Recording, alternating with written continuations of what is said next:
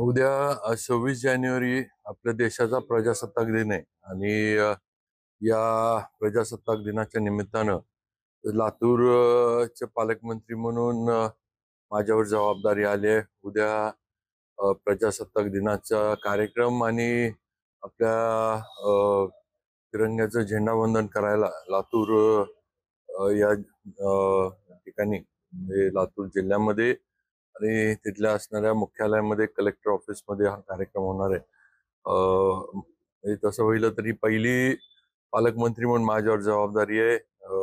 महायुतीचं सरकार, देवेंद्रजी फडणवीस आमचे मुख्यमंत्री आणि सर्वांच्याच माध्यमातून ही जबाबदारी दिली आहे।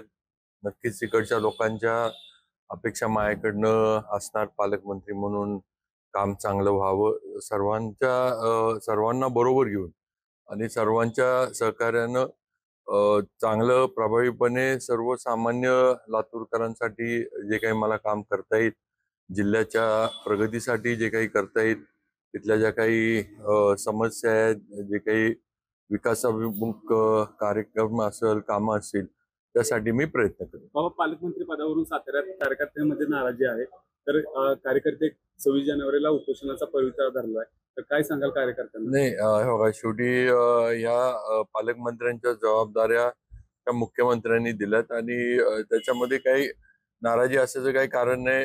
ज्यांच्यावर जी जबाबदारी दिली आहे ती जबाबदारी ते पालकमंत्री म्हणून पार पाडतात। बाबा, मुख्यमंत्र्यांचा तुमचा फोन झाला असल्याचं सूत्रांची माहिती आहे की काय सांगितलं, नेमकं काय मुख्यमंत्र्यांनी आश्वासन दिले, तुम्हाला पालकमंत्री पद देणार, साताऱ्याचं मिळणार का? नाही नाही नाही, असं काही नाही।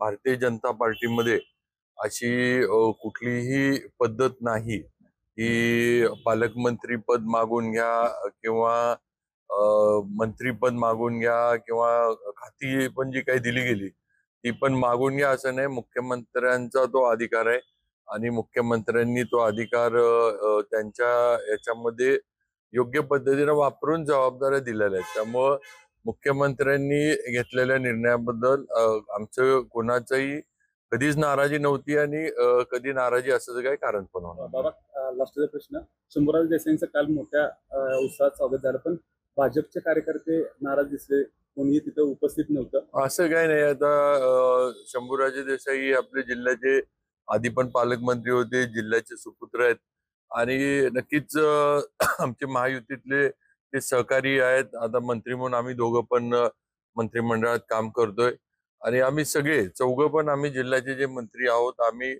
हातात हात घालून जिल्ह्याच्या प्रगतीसाठी काम करत राहणार आहे। आज ज्या लोकांच्या जबाबदार अपेक्षा आहेत आमच्याकडनं, 4 मंत्रीपद आहेत, तर खरं म्हणजे ह्या सगळ्या ह्याच्यामध्ये जी काही चर्चा होत राहते त्यात काही अर्थ नाहीये या नाराजीच्या चर्चेला। सगळ्यांनी मिळून चांगल्या पद्धतीनं जिल्ह्यासाठी, जिल्हावासियांसाठी, सातारासाठी आपल्याला काम करायचं।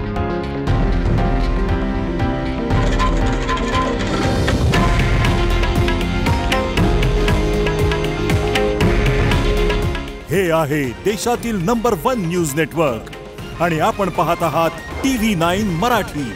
काळजी तुमची, हित महाराष्ट्राचं।